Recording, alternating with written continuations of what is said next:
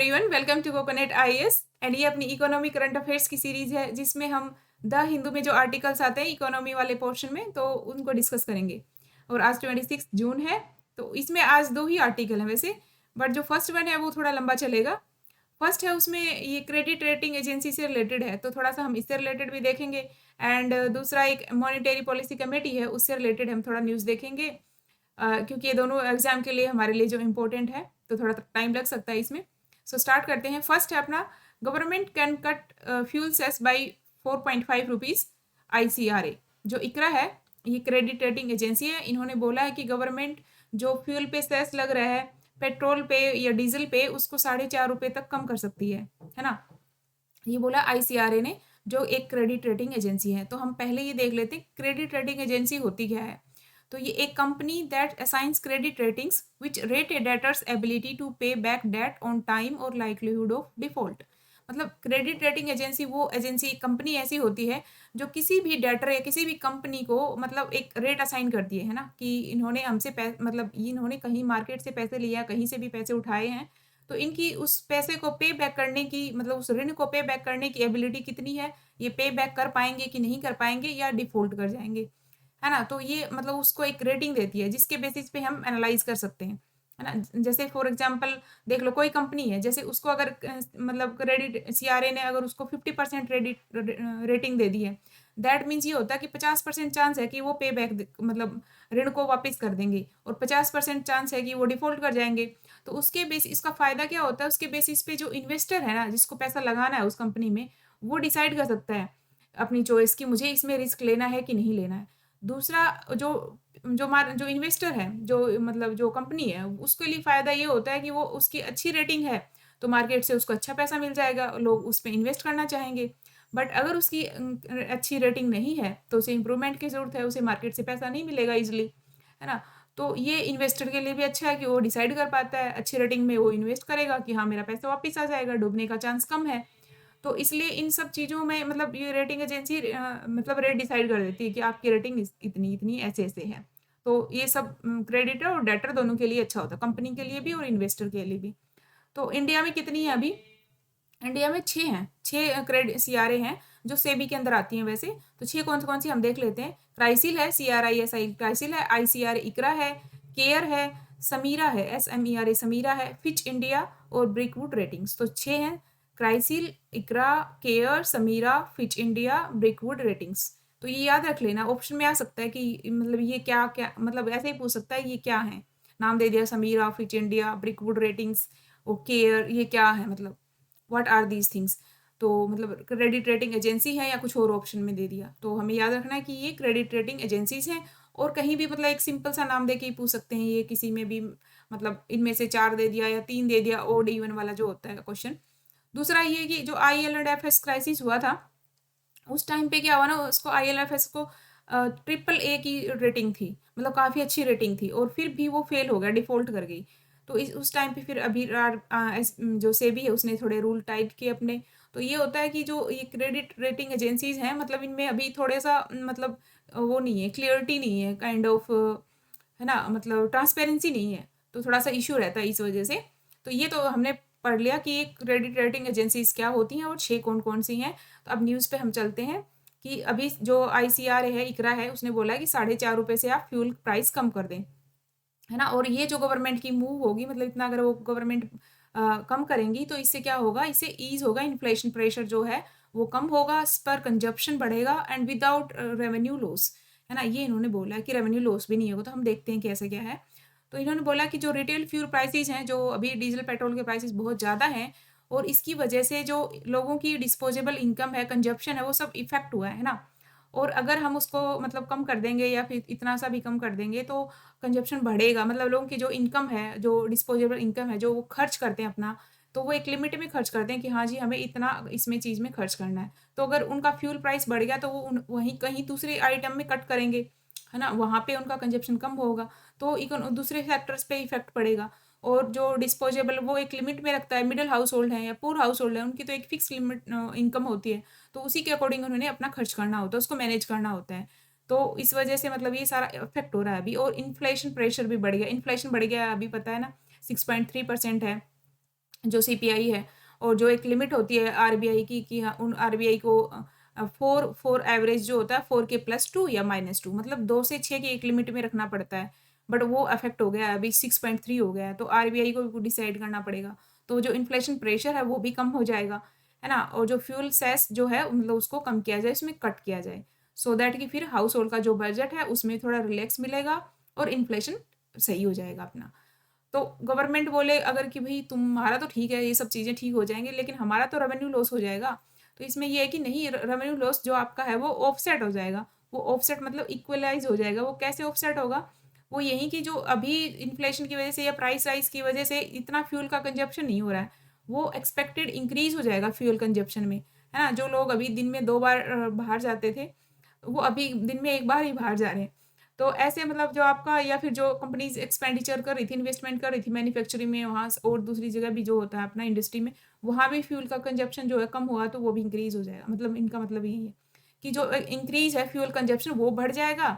दूसरा फिर इसकी वजह से मतलब मोबिलिटी बढ़ेगी, इकोनॉमी का जो सर्कल है रिकवरी बढ़ेगी, वो जो पॉजिटिव होगा मतलब लोग जो फ्यूल पे अभी मतलब ज़्यादा पे करना पड़ रहा है उसको दूसरी चीज़ों में पे करेंगे, और इसकी वजह से हाउस होल्ड्स की दूसरी चीज़ों की डिमांड बढ़ेगी, और जो पॉजिटिव सर्कल बढ़ेगा ना इकोनॉमी का, दूसरे इन्वेस्टर्स हैं वो फिर वो जो पैसा है वो दूसरी जगह लगाएंगे अपना, मतलब वो जो पूरा इंजन इन्फ्लेशन की वजह से मतलब काफ़ी सारे जो सेक्टर प्रभावित हुए एक तरह से, तो वो जो सर्कल दूसरा जो सर्कल चलेगा पॉजिटिविटी वाला इकोनॉमिक ग्रोथ वाला, है ना? तो वो वाले सर्कल की वज़ह से गवर्नमेंट को जैसे टैक्स रेवेन्यू हो जाएगा, और उस टैक्स रेवेन्यू से वो जो ऑफसेट हो जाएगी पूरा का पूरा जो रेवेन्यू लॉस इस फ्यूल की वज़ह से हुआ। उनका मतलब यही है ना? तो ये वाला रीज़न क्लियर था। फिर मतलब हम सोचे कि एकदम से ये राइज़ क्यों हुआ प्राइसेज़ में, इतने सारे क्रूड ऑयल प्राइसेज़ में ये सब। तो ये ग्लोबल जो डिमांड है ना, ग्लोबल मार्केट की वज़ह से ऐसा हुआ है।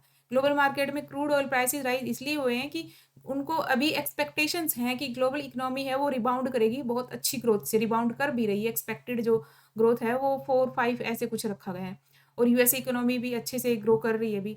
तो जो ग्लोबल इकोनॉमी की जो एक्सपेक्टेशंस है ना कि ग्लोबल इकोनॉमी बहुत अच्छे से रिकवरी करेगी, तो इस वजह से ही ये प्राइस राइज हो गया है। जो हर हर कंट्री हो या ग्लोबल इकोनॉमी हो या किसी कंट्री की इकोनॉमी हो, वो एक्सपेक्टेशंस पे चलती है ना, कि अच्छा होगा, मतलब पॉजिटिव सेंटिमेंट्स हैं, है ना? तो मतलब तो ऐसे ही मतलब जो पॉजिटिव सेंटिमेंट्स हैं ग्लोबल इकोनॉमी के, उस वजह से ही प्राइस राइज हो गया है सारी इन सब चीज़ों में। अगला हम देखते हैं आरबीआई का। तो आरबीआई की जो एमपीसी जो मॉनेटरी पॉलिसी कमेटी है, उन्होंने भी कंसर्न शो किया था इस टाइम पे कि जो फ्यूल सेस है और जो वैट है जो स्टेट लगा रहे हैं, उनको थोड़ा मतलब कम किया जाए, उनसे रिलेटेड बताया था। क्योंकि अभी भी जो पेट्रोल के जो ये पेट्रोल प्रोडक्ट्स हैं, ये जीएसटी में तो आते नहीं है, है ना?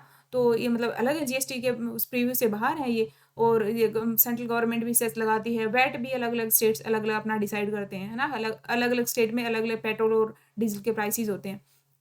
तो हम थोड़ा सा ये देख लेते हैं जो एमपीसी क्या है। ये मॉनेटरी पॉलिसी कमेटी है ना? जो मॉनेटरी से पॉलिसी से रिलेटेड तो आरबीआई देखता है, और फिजिकल पॉलिसी गवर्नमेंट देखती है।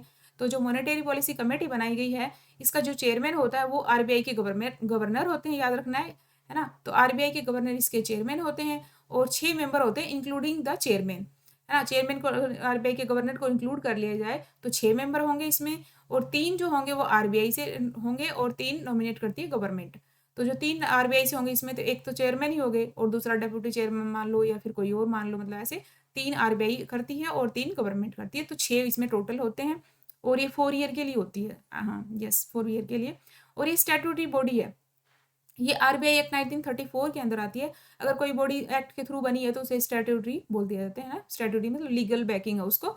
तो ये आरबीआई एक्ट 1934 के अंदर है, स्टैट्यूटरी है, और इसको 2014 में उर्जित पटेल जो उस टाइम पे आई थिंक डेप्यूटी गवर्नर थे, उनकी रिकमेंडेशन से इसको बनाया गया था एमपीसी को, मॉनेटरी पॉलिसी कमेटी। और ये अभी जो पॉलिसी इंटरेस्ट रेट्स वगैरह हैं, है ना, जो मतलब repo rate reverse repo rate जो पॉलिसी रेट्स होती हैं उनको डिसाइड करती है, और जो प्राइसेस होते हैं उनको स्टेबिलिटी को मेंटेन करती है। जैसे इन्फ्लेशन है, हमें पता है ना कि एक रेंज में रखना है, 2 से 6 की रेंज में रखना है। तो उनको मतलब आरबीआई का मेन फोकस होता है कि इन्फ्लेशन एक रेंज में रहे और प्राइसेस में स्टेबिलिटी रहे, है ना? तो सो दैट कि जो पुअर पीपल हैं या फिर मिडिल क्लास है वो हर्ट ना हो, क्योंकि इन्फ्लेशन का सबसे ज़्यादा इफेक्ट होता है मिडिल क्लास, पुअर क्लास पे।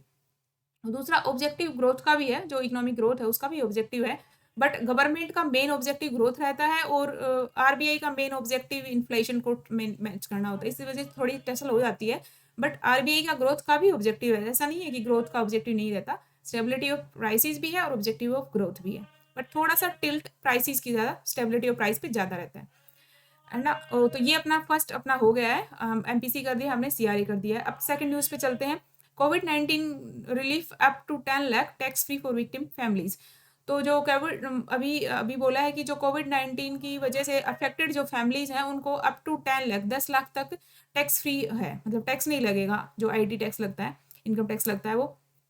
तो इसमें ये किया गया है कि जो भी एक्स ग्रेशिया पेमेंट्स हैं up to 10 lakh from the employers या other well wishers to families of those who has passed away, है ना।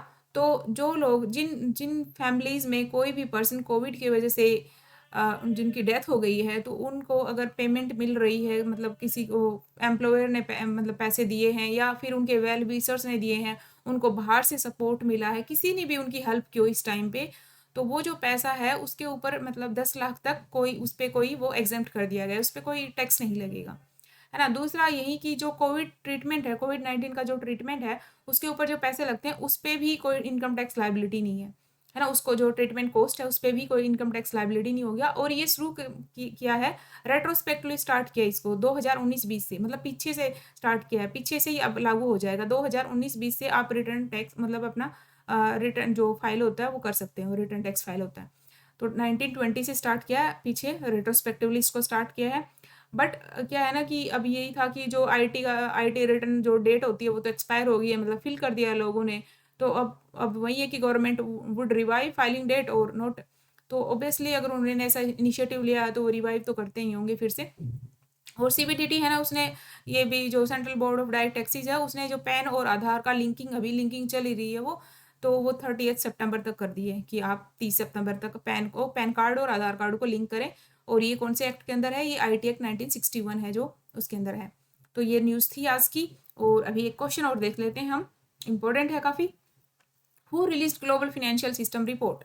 जो ग्लोबल फिनेंशियल सिस्टम रिपोर्ट है वो कौन रिलीज करता है, world bank, bank of international settlements, IMF, WHO. तो आंसर तो आप लोगों ने देख लिया होगा वैसे, but it's okay. Bank of international settlements है, बीआईएस जो शॉर्ट में, तो ये global financial system report release करता है, ठीक है। और जो ग्लोबल फिनेंशियल सिस्टम सिस्टम याद रखना, सिस्टम कौन करता है, बीआईएस करता है। और ये बेसल स्विट्जरलैंड में, बेसल में इसका हेडक्वार्टर है जो स्विट्जरलैंड में है। और ये सेंट्रल बैंक्स का ही एक तरह से पूरे बहुत सारे सेंट्रल बैंक्स हैं कंट्रीज़ के जो इसमें बीआईएस को मिलकर बनाते हैं। इंडिया आरबीआई भी इसका पार्टनर है। एंड ये 1930 में बनाया था, ठीक है, 1930 में इसको बनाया गया था, बैंक ऑफ इंटरनेशनल सेटलमेंट। ये global financial system report release करते हैं, सिस्टम याद रखना है बीआईएस का है। फिर अगली है ग्लोबल फिनेंशियल स्टेबिलिटी रिपोर्ट, वो आईएमएफ की है। स्टेबिलिटी आ जाए तो आईएमएफ है ना। ये चार है ना, ये कंफ्यूजिंग है चार की चार, तो हमें यही याद रखना है, डिफरेंस याद रखना है। Global financial development report world bank की है, financial stability report RBI release करता है। तो याद रखना है, जो फिनेंशियल अगर सिस्टम आए तो बीआईएस है, स्टेबिलिटी आए है ना, फिनेंशियल स्टेबिलिटी आए तो आईएमएफ है, और ग्लोबल फिनेंशियल डेवलपमेंट आए तो वर्ल्ड बैंक है। मोस्टली काम डेवलपमेंट के वर्ल्ड बैंक ही करता है। और फिनेंशियल सिंपल फिनेंशियल ग्लोबल लगा ही ना हो, फिनेंशियल स्टेबिलिटी रिपोर्ट आ जाए तो आरबीआई की है ना। तो ये अपने क्वेश्चन थे, and thank you so much.